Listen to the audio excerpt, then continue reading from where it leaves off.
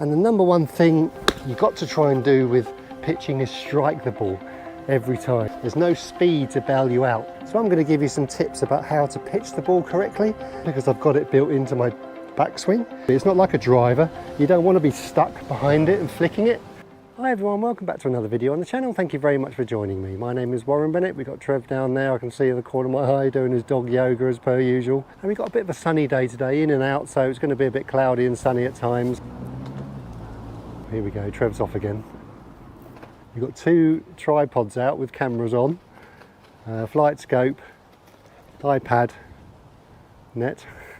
So I had a message of Graham about can you do a lesson on pitching. So pitching's that really horrible distance, isn't it? It's not really a full shot, kind of somewhere between, I don't know, 50 yards and 80, something like that. It's different because you haven't got the speed to kind of bail you out, let's say like with a driver or full swing. So with pitching, you kind of got to be in the right place to make good contact and have some kind of consistency as well.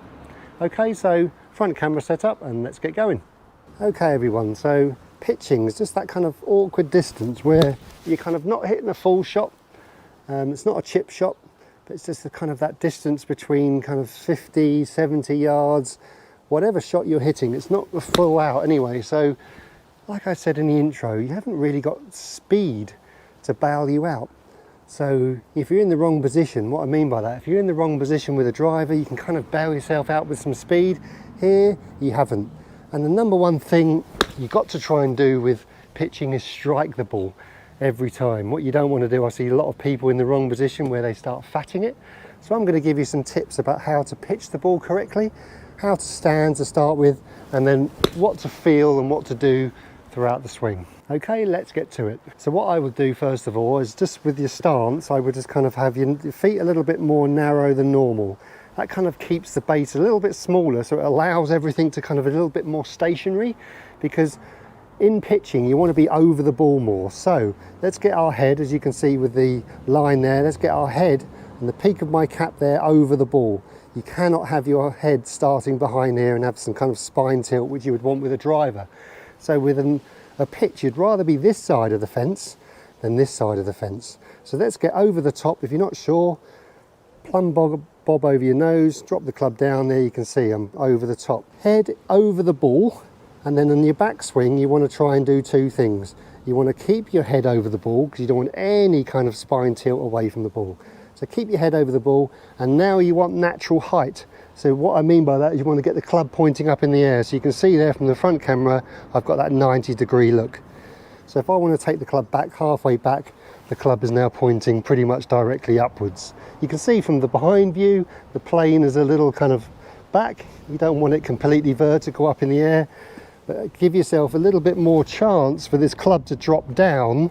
And if you want the club to drop down, you've got to get the club pointing up in the air. Because remember what I said in the intro, there's no speed to bail you out. So you've got to be in the right position. So just run you through the basics of the posture and the backswing is narrower stance, ball in the middle of the feet, head over the ball. Backswing, keep your head where it is and point the club up in the air. And then the downswing from this position here, I think of two things. My right foot stays on the floor.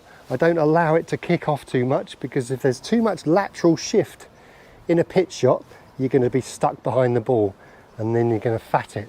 So what I do is I rely on the natural down because I've got it built into my backswing. What I do from here, I keep my right foot on the floor and I rotate. So the biggest feel I've got now is if I've got an arrow pointing out of my belly, my torso, is I now rotate. I beat the club, and my rotation beats the club to the ball. I'm not stuck behind it. Too many people fat their pitch shots because they're stuck.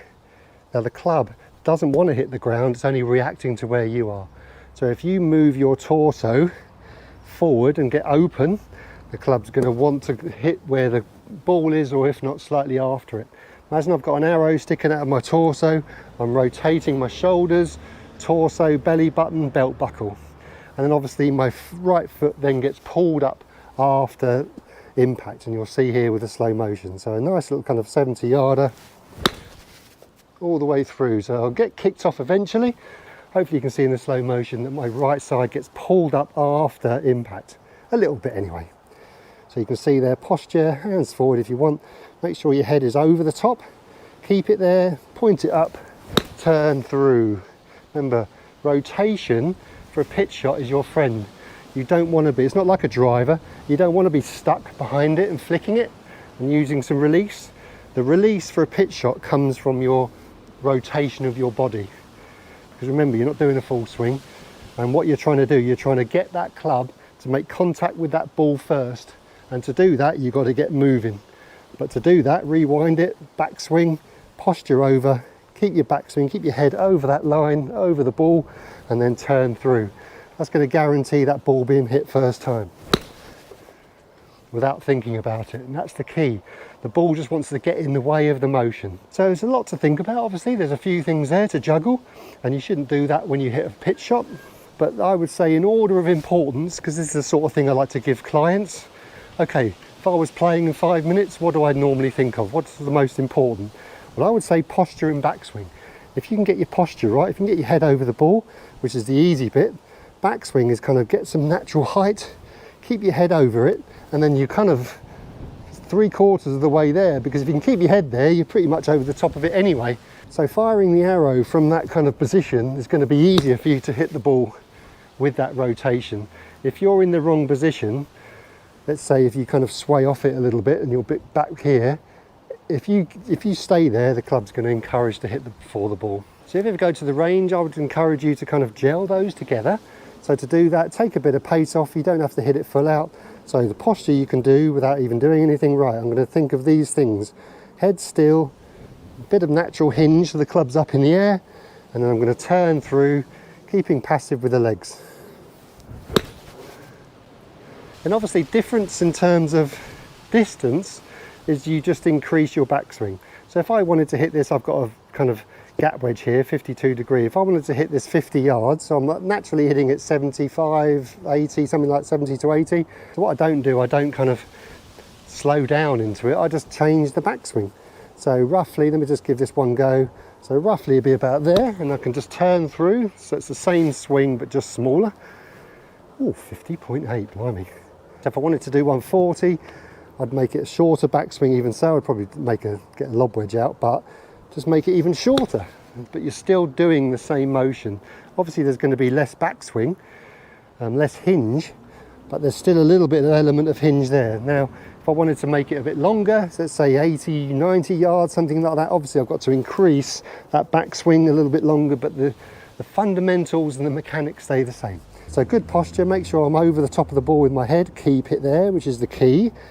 Bit of natural hinge up, bit of a longer backswing that time, and then on the way through, there we have 93 yards.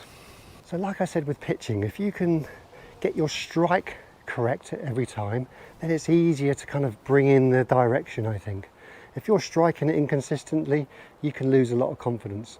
And especially pitching, because so let's say for instance a mid to high handicapper can't get to a par 4 in 2 and they're 50 to 60 yards short of the green. This is the type of shot that you want to try to just put on the green. You don't have to get it close every time, but just kind of put it on the green so you're not making those high numbers. So I'd say stick to those fundamentals. You won't go far wrong with those.